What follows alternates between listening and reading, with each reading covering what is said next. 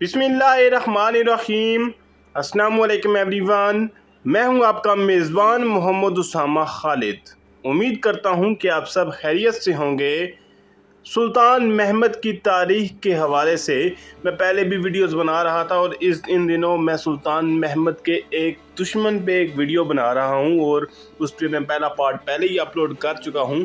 और उस दुश्मन का नाम है जियोवानी जुस्तुनियानी। और ये उस वीडियो का सेकंड पार्ट है जिसमें मैंने इस बात का जिक्र करना है कि सुल्तान महमद की आमद के बाद जुस्तुनियानी ने शहर के दिफा को किस तरह से मजबूत करने की कोशिश की, लेकिन वो नाकाम हुए और उसके बाद उनकी वफ़ात कैसे हुई, यानी कि वो कैसे मर गए। अब इसी में बात करेंगे, तो चलिए आज की स्लाइड्स की जानब बढ़ते हैं जिनमें सारी मालूमात हैं। तो जब 6 अप्रैल को सुल्तान महमद आए तो जुस्तुनियानी ने, तो ज़ाहिर सी बात है, उन्होंने एक सोर्टीज़ को यानी कि कुछ फ़ौज का हिस्सा जो है वो उन्होंने तैनात किया जो कि उस्मानी पोजीशंस पे यानी कि जहाँ पर उस्मानी मौजूद थे वहाँ पर हमला कर रहे थे। और ये बहुत ज़्यादा सक्सेसफुल भी रहा क्योंकि बहुत ज़्यादा उस्मानियों को इससे नुकसान भी उठाना पड़ा, लेकिन फिर बाद में इस हमले को रोक दिया गया क्योंकि इस तरह से उनका अपना भी जानी नुकसान बहुत ज़्यादा हो रहा था। इसके बाद जो दीवारों की मरम्मत के हवाले से उनकी मंसूबाबंदी थी वो भी काफ़ी जो है वो उस्मानियों के लिए एक मुश्किल का सबब बनी थी और उनके लिए रुकावट बनी हुई थी क्योंकि उन्होंने जो है वो नरम जो दीवार का हिस्सा है उसको इस्तेमाल करने की कोशिश की थी ताकि जब भी कोई तोप उस यानी कि गोला उस पर आकर लगे तो वहीं पर धंस जाए और उसी के मलबे से वो उसको समेट देते थे। यानी कि एक किस्म का ये एक हाईली इफेक्टिव अप्रोच थी और कैनन बाज जो भी वो दीवार पर डैमेज करते थे उसी को मलबे को दोबारा उसके साथ जोड़ दिया जाता था और इस तरह से दीवारों के दरमियान जो नुकसानात होते थे या जो टूट फूट होती थी उसको रोक दिया जाता था। और ये टैक्टिक्स जो है वो काफ़ी मतलब कि इम्प्रेसिव था क्योंकि इसका असर काफ़ी ज़्यादा था और उसकी जो उनको लिमिटेड सोर्सेज दी गई थी उसके बाद ये इस तरह का टैक्टिक करके शहर का दिफा करना काफ़ी अच्छी बात थी। लेकिन ये जो जुस्तुनियानी है उनका ये पहला एक्सपीरियंस था क्योंकि इतनी बड़ी सतह पर उन्होंने कभी भी किसी शहर का दिफा नहीं किया था। हालांकि जुस्तुनियानी को एक 6 मीटर लंबी जो कि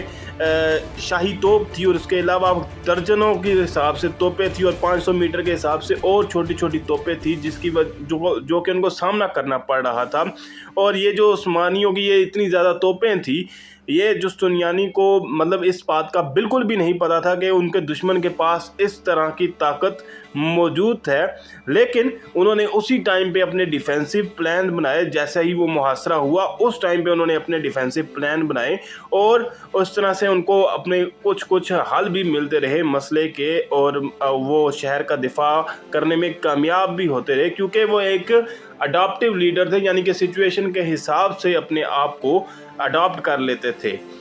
इसके बाद 18 अप्रैल को पहला जो है वो हमला हुआ जब उस्मानी सिपाहियों ने दीवार के करीब आने की कोशिश की और मिडल सेक्शन में जब वो करीब आने की कोशिश की तो जुस्तुनियानी और उनके आदमियों ने उनको 4 घंटे की कोशिश के बाद वापस धकेल दिया क्योंकि वो बहुत तंग सी जगह थी जहां से उस्मानी फ़ौज को निकल कर जाना था और उस्मानी फ़ौज उस वक़्त अपनी ज़्यादा तादाद होने का भी फ़ायदा उठा नहीं सके थे और जुस्तुनियानी उनको वापस बाहर निकालने में कामयाब हो गया था, यानी कि एक और किस्म की कामयाबी उन्होंने हासिल की थी। मई के आखिर में जब उन्होंने देखा कि मतलब कि इस तरह से हमले हो जा रहे हैं और उनका जानी नुकसान भी हो रहा है और उनको इस बात का यकीन हो गया कि कुस्तुनतुनिया को कोई ताकत भी गिरने से बचा नहीं सकती। और उस वक़्त जुस्तुनियानी और नोतारास जो कि बाज़ंतीनी वज़ीर थे उनको इस बात का अंदाज़ा हो चुका था कि अब ये शहर गिरने वाला था क्योंकि जिस तरह से हमले किए जा रहे थे और सुल्तान महमद की फ़ौज बार बार इस शहर की दीवारों पर हमला कर रही थी और तोपों से फायर किए जा रहे थे, उसके बाद कोई भी दुश्मन होता उसको यही लगता। 29 मई के शुरुआती कुछ घंटों में उस्मानियों ने अपना आखिरी हमला जो है वो शुरू किया और जबकि उनका जो मेन मकसद था वो दीवार का मतलब कि जो सेंटर था वहाँ पर था और जो उस्मानी दस्ता था पहला जो है वो उसको जो कि ईसाइयों की एक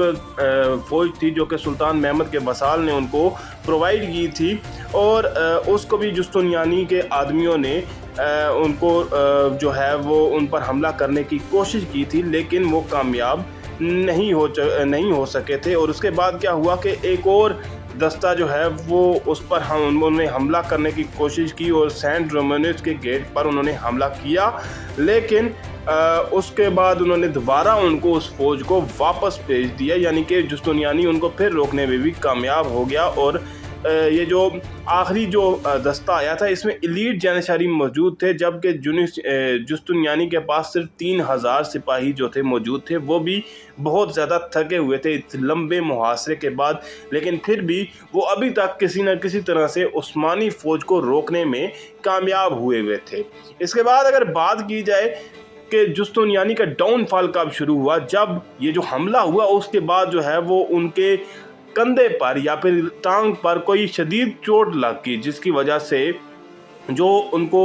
मतलब कि वहाँ से पीछे हटना पड़ गया। और उनको जब उन्होंने शहर को छोड़ा तो जो दिफा करने वाले जितने भी सिपाही थे उनका मोराल काफ़ी डाउन हो गया और एक पैनिक में पड़ गए, और जुस्तुनियानी को एक जहाज़ में लेकर जाया गया, यानी कि बहरी जहाज़ में, जहां पर उनको उम्मीद थी कि उनके जो ज़ख्म है उनको कवर कर दिया जाएगा। लेकिन जब उनको पता चल गया कि कुस्तुनतुनिया का शहर गिर चुका है, यानी कि फ़तह हो चुका है, तो उसके बाद वो वहाँ से भाग गए। हालांकि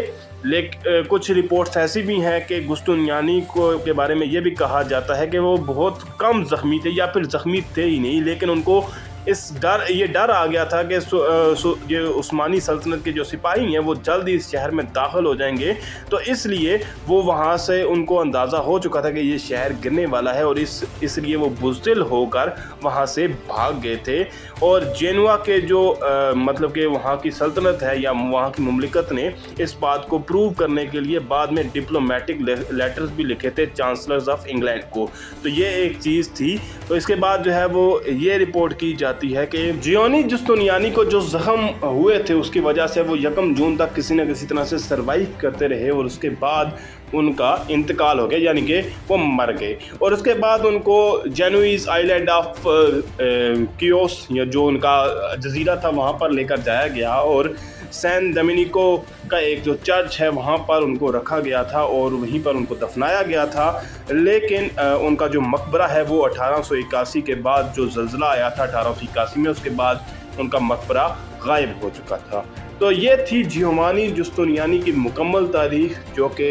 मैंने अभी यहाँ पर इस वीडियो में आपको बताने की कोशिश की है, और इससे पहले वाली वीडियो में भी मैंने कुछ उनकी डिटेल्स शेयर की थी। अगर आपने वो वीडियो नहीं देखी तो अभी जाकर उस वीडियो को भी देखें, जिसमें मैंने जियोवानी जुस्तुनियानी के बैकग्राउंड के हवाले से कुछ बात की थी। और ये वीडियो तो मेनली जियोवानी जुस्तुनियानी के डिफेंस के बारे में थी, जो कि उन्होंने कुस्तुनतुनिया के शहर के दिफा में जो उन्होंने कोशिशें की थी वो मैंने बात की है।